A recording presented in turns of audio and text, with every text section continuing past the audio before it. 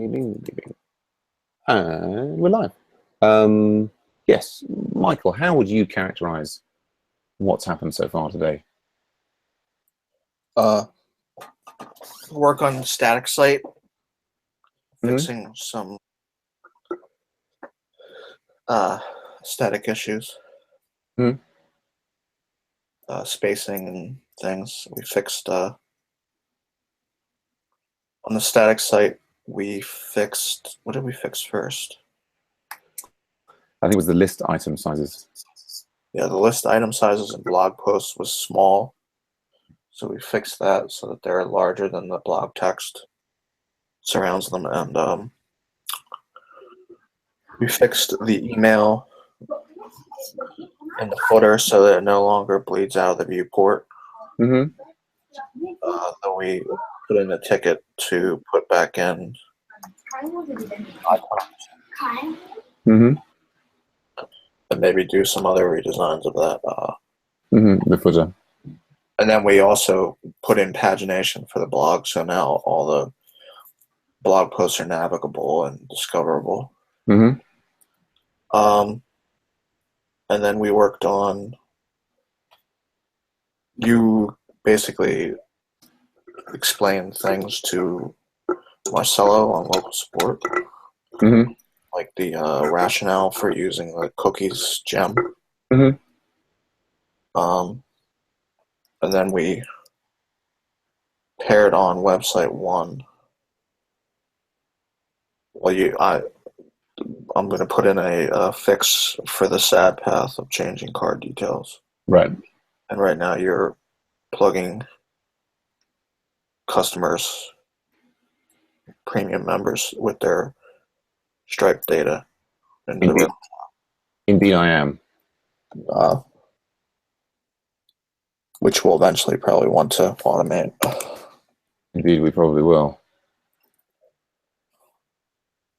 Yes. Yes, I think the only thing I'd add to that is that I think we also did, before we spoke to Marcelo, we did a little work on fixing the mobile view for website 1, which was I was very pleased to do. Yes, so that feels like a reasonably productive day in some ways. Yep. It's I've been sort of feeling a kind of bit of a negative grind from thinking, oh, there's these, look and feel issues with those sites, which are starting to, we already have quite a lot of people looking at them quite frequently, and that, I'm sort of working towards trying to increase those numbers. So it's sort of, yeah. It was an interesting experiment there with Marcelo. I mean, that's actually a pull request that he's worked on. I mean, the idea was to maybe do some pairing. Of course, he's got like 45, 50 minutes. I think it takes 2 hours, particularly, unless it's like you and me and we're very used to things, but to really get into a proper pairing session. And in fact, what we spent the time on was really just sort of going through with him. I mean, he had effectively done a remote pairing with MarrowN, with him having started on a feature. Remote paired with me showing him how to refactor this case statement, and then he had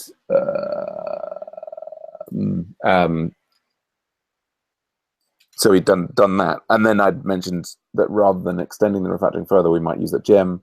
He'd started playing with it, and then MarrowN had actually looked at his pull request and built on top of it. So it was kind of reviewing all of that, and but I think he found it useful. It sounds like he'd like to do more of those. I mean, I'm sort of think that's great, but yeah, that would be sort of the kind of thing that he would get by signing up to Premium Plus. So that's a separate conversation to have with him about that. Right. Yeah, and I've almost finished. Well, I've updated a lot of these customer IDs. Almost everybody had used the same email, but one person hasn't. So I'm going to have to kind of like go and look for that. How many have I got left to do? PR for the work that we were doing. Sorry, say that again? I opened a PR for the work we were doing just now. Great. Great. Yes. I mean, yeah. I mean, you had a number of ideas in there about improving the logging, about the nature of the Flash ticket, and so on. So there's now templates for your PRs, which are really long. So I just deleted that whole thing and yeah. put fixes 1264. Mm-hmm. Yes. That I think they're that was Raoul's idea, and I think it's a good idea to have them in there, particularly if people who are unfamiliar with the project. Okay.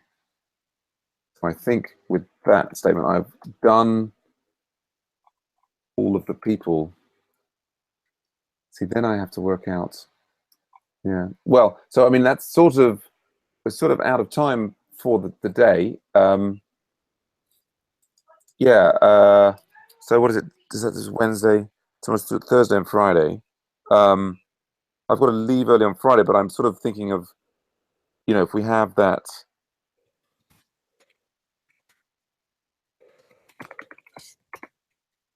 Yeah, I'm sort of thinking that we have the website one meeting at the 3 on the Friday, or 3 my time, the earlier time we switched it to, and then rather like I'm just going to propose this idea of in subsequent weeks not having a full hour going through tickets, but like doing asynchronous ticket voting and just like use that, revert to scrums and things. I mentioned that to you already. Yeah. Any thoughts? Any preferences for the next for what to work on tomorrow? No, but what were we thinking? Well, it's I mean, I guess having cleaned up a few little things, I mean, we could clearly continue working on the premium line of, making it so people could actually navigate to find the place to update their credit card rather than relying on giving them an endpoint and other bits and pieces. There's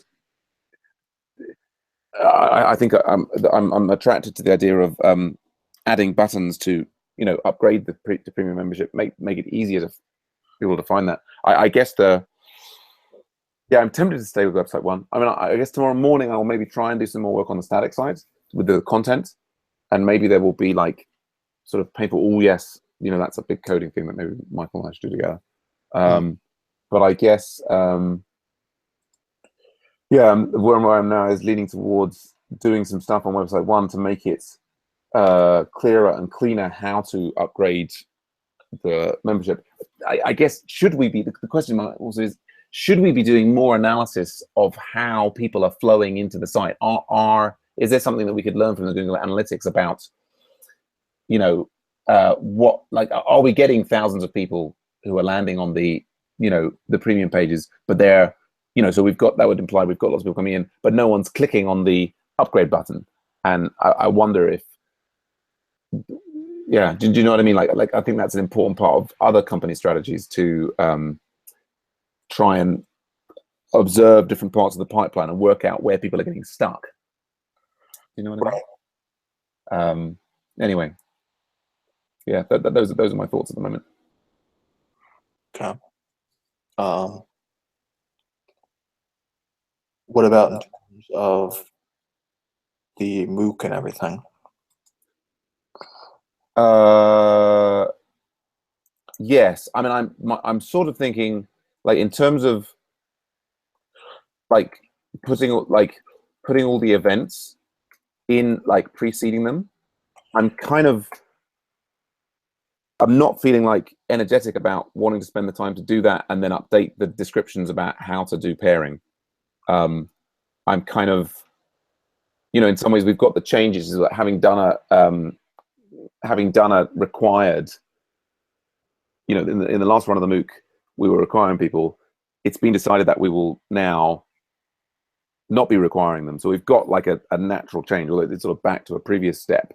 I kind of feel like the people who were quite irritated about the being in Hangouts and waiting for other people to hang around, if they hadn't been required, they wouldn't have stuck at it for so long. So it's almost like if we were requiring it again, I would feel like oh, you know, we should be addressing that concern by trying out, you know, an alternate thing of like stacking some pre-existing events.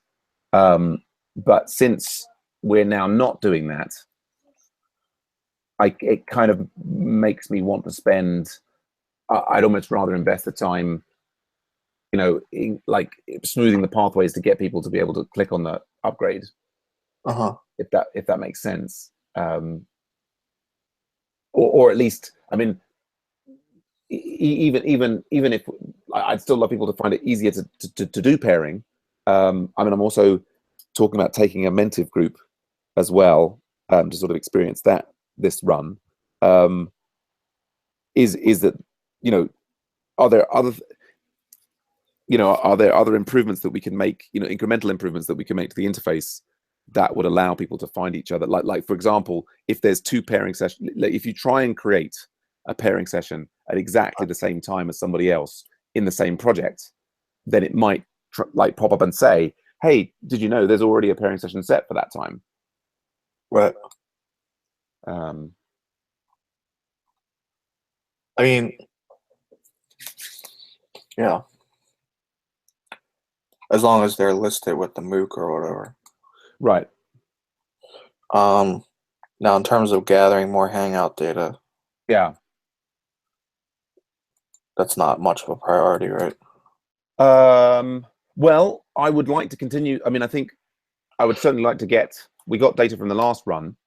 I would like to be monitoring the Hangout data all the way through this next run, and again seeing, like, I mean, I think what we saw quite clearly from the Hangout data is that there's this distribution of like half the scrums, half the pairing sessions in a day have only a single person in them. Right. And so, you know, it would be great to, you know, if we could, for example, that feature that I just thought of, which is like, you know, if you try and create an event at the same time as somebody else in the CS in the same, particularly in CS 169, but like arbitrarily in the same project, you know, could we add that, and then that would reduce the number of people in single Hangouts because they were run at the same time, or even it could be a system where it said like, if you were creating one, actually was in, you know, within an hour time slot of a, you know, it's like if you're trying to create a new event and it's within 30 minutes of an within 30 minutes of an existing event in the same project, then it could say, hey, oh, you know, that's great, you can still create it if you want, but notice that this other person has got one going on there, to just try and increase awareness and see if that would adjust that distribution so that there were more people successfully ending up in the same Hangout. Right. And the other thing, we had discussed refactoring the model to pull in more. So right now what we have is the participants model. It's basically just a JSON. It is, yes. Thing that's serialized into the database. Yeah. And we changed it a couple months ago to capture everyone who's ever seen in the Hangout. That's right, but it's still a kind of sort of a relatively flat. And so at the moment for Karma, we're giving people credit for having started the Hangout, but we can't give people credit for participating in a Hangout, which we'd like to. Right. The other thing is that we could, if we figure out how to link people with their Gmail accounts if they're authenticated. Yes, that's right. And then we would be able to go into the Karma calculator. Yeah. Also, what we can do is actually capture more data. Right. So that we have data minute, every 2 minutes. Yeah, we have data about when people cut, like, so rather than just knowing, oh, there were 3 people in this Hangout over the course of an hour, we know, okay, like 2 people came in, then one of them left, then there was like an hour with one person, and then one other person came in at the end. Yeah, absolutely. More fine-grained. Yes, that would tell us more about the quality of the pairing session. We've also got those things about there were lots of stuff. Or yeah, we should review. I've got to run now, but yeah, good session today, Michael. We've got a lot done. I'll see you tomorrow.